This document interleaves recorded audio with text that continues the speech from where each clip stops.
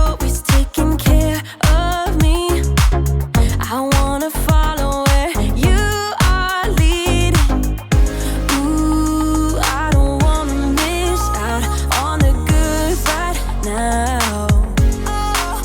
Ooh, and everything I see, you're good, so good to me. I have decided I will depend on you no matter what. That's what I choose. I have decided I will depend on you no matter what. That's what I choose. That's what I choose. I am content in you.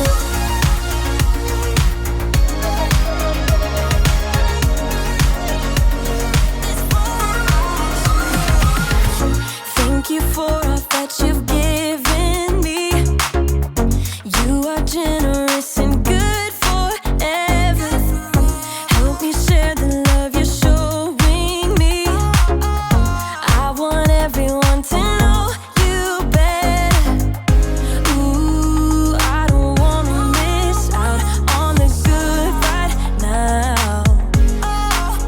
Ooh, and everything I see, you're good, so good to me. I have decided I will depend on you no matter what. That's what I choose. I have decided I will depend on you no matter what. That's what I choose. That's what I choose.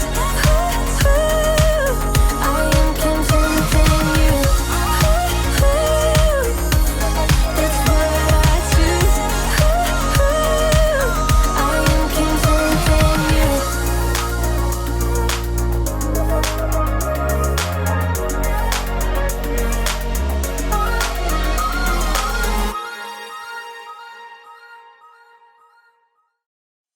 Welcome to Story Lab. This week, we're talking about trust, while we look at the story of a man who had a lot to worry about. Oh, and we're also going to be doing this.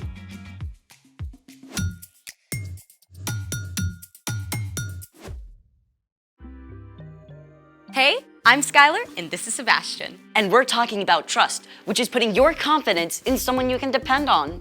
Sebastian has an experiment planned for us today that I'm trusting will be incredible. Yeah, about that. You said you have something really cool. I did. I do. So, I didn't actually test it out yet. you don't think it's gonna work? I'm just a little worried. Well, what is it? This. We're gonna have a snack? No, we're gonna balance these forks together at once on the end of this toothpick, on the rim of that glass. Seriously? See, I knew it. No. We should try it. You'll think it'll work? I don't know, but just because you're worried doesn't mean we shouldn't try. Well then, let's make it. Step 1, interlock the tines of the fork. All right, what if we, did it. That wasn't so bad. Step 2, stick the toothpick through the middle of the fork. And yes. So far, so good. Step 3, balance the forks on the rim of the glass. And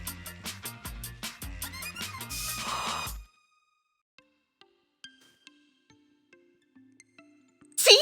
You did it! Super cool. You didn't have anything to worry about. that's not what I was worried about. What are you worried about? Step 4, Step 4. do not try step 4 without a grown-up. You'll do. Thanks. Step 4, we light the end of the toothpick on fire. Hold on, what's supposed to happen now? We light the toothpick on fire, it burns down to the rim. The fork stays balanced. That's not possible. There would only be a tiny piece of toothpick still on the glass. See, Now you're worried. Maybe a tiny bit. Are we doing this? You are doing this. Countdown, please. 3, 2, 1. Fire in the hole.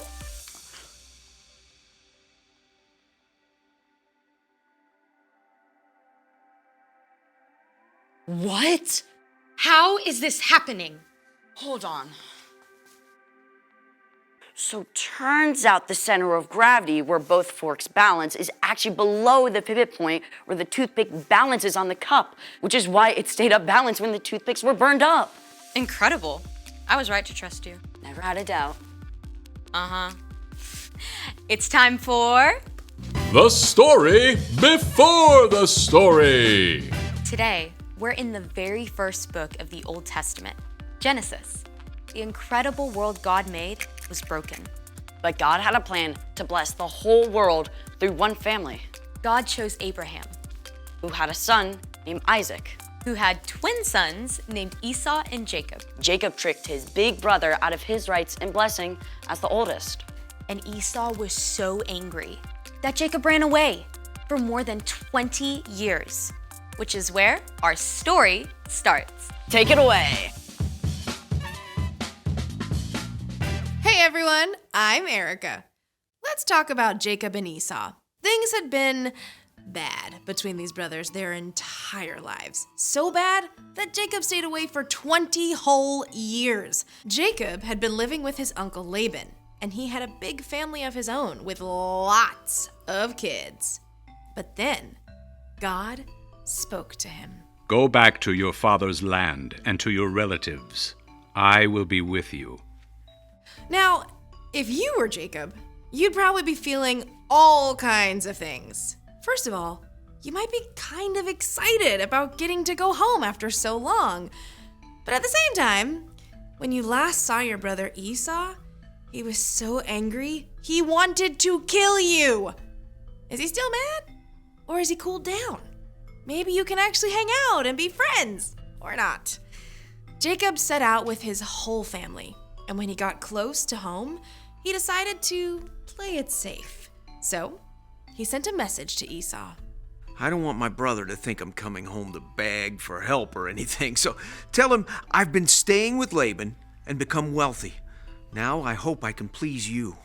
The messenger left and returned. We took your message to Esau, and now he's coming to meet you.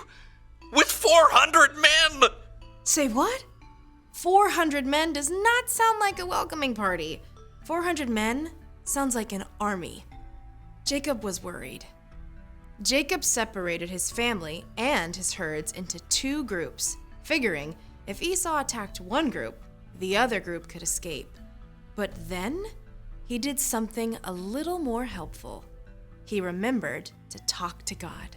Lord, you have been very kind and faithful to me. Please save me from the hand of my brother Esau. I'm afraid he'll come and attack me and my family, but you have said, I will surely give you success. I will make your children as many as the grains of sand on the seashore. Jacob held on to God's promises, and then he decided to show his good intentions by sending a little gift to Esau. Well, not so little. I need 220 goats, 220 sheep, 30 camels, 40 cows, 10 bulls, 30 donkeys. Now, you go ahead of me, and when you meet Esau, he'll ask, what's up with all these animals? And you say, they belong to your servant Jacob.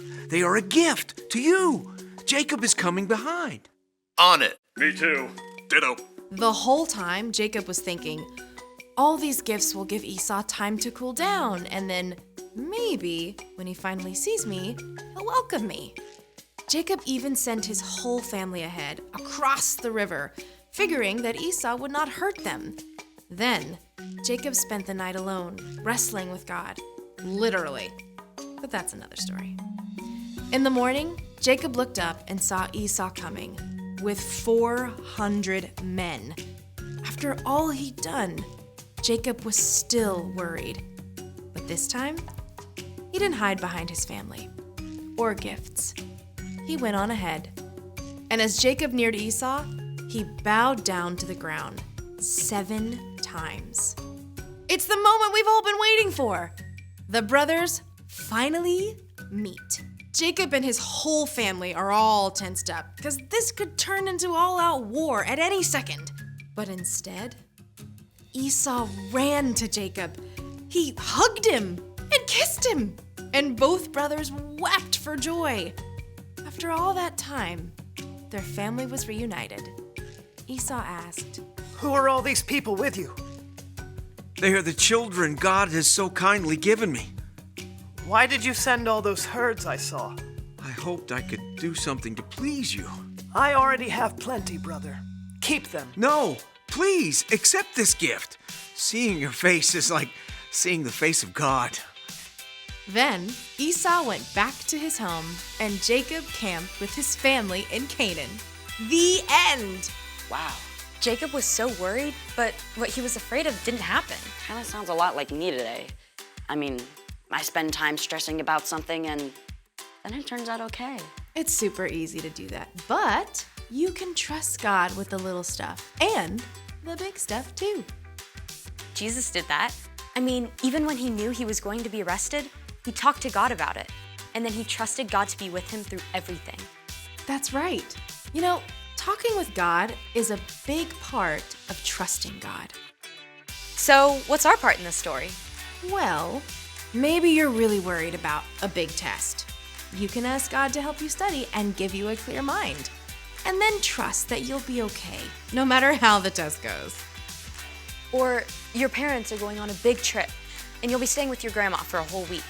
You can ask God to give you peace and trust that God will be with you the whole time. I was so worried all week figuring out a cool experiment to do. I kind of forgot to talk to God about it. Guess that really would have helped. For sure. I'll see you next time. Here's the thing. You can trust God even when you're worried. See how your experiment turned out? Brilliant. Next upon this toothpick, I shall balance myself. Hold this. You're actually doing this. Okay, thanks for joining us in the Story Lab. We'll see you next time.